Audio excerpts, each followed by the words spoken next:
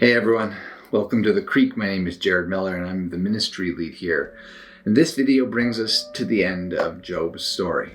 From the beginning of this channel, we've been looking at this story kind of on a weekly basis in bite-sized chunks, trying to look at it as a corrective to the body of wisdom literature that generally seems to assume if you follow God, you should expect blessings to follow you in return.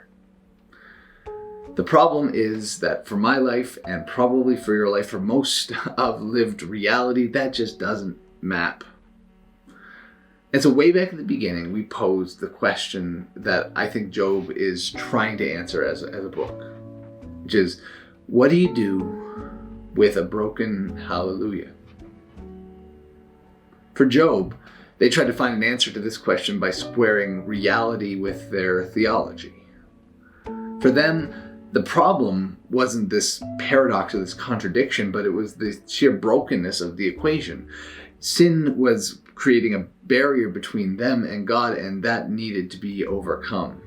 But when God spoke, he didn't justify that rationale, and in fact basically nullified it by simply showcasing both the goodness and the power of God. And so at the end of this book, what are we left with to answer that question?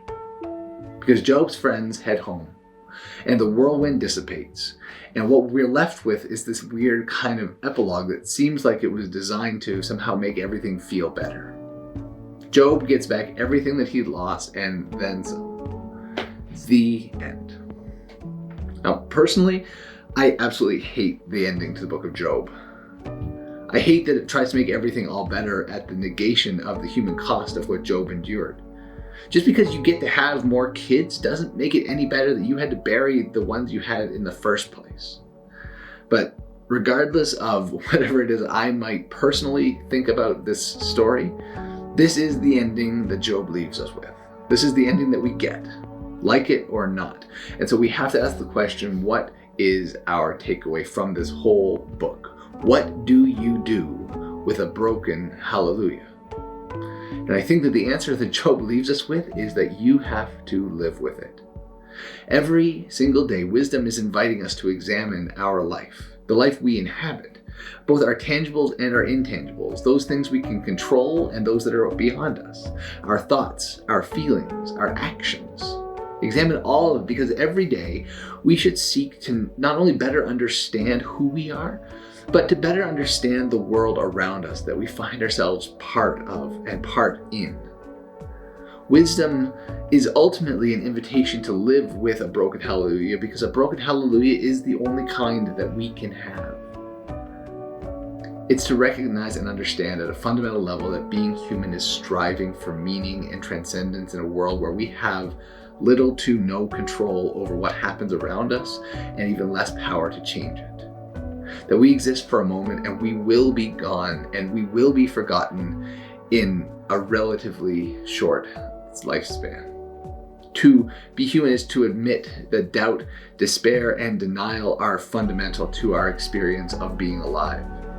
And so to live with a broken hallelujah, it must therefore be about abandoning a quest for internal satisfaction and fully embracing whatever is outside of us. It's to become more consumed with the world beyond us than the world around us.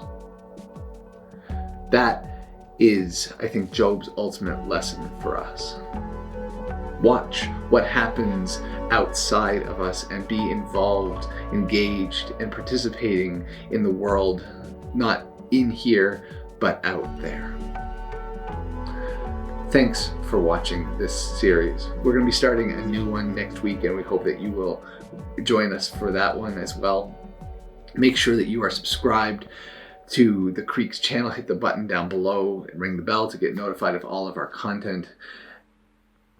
And thanks for watching. We'll talk to you soon. Bye for now.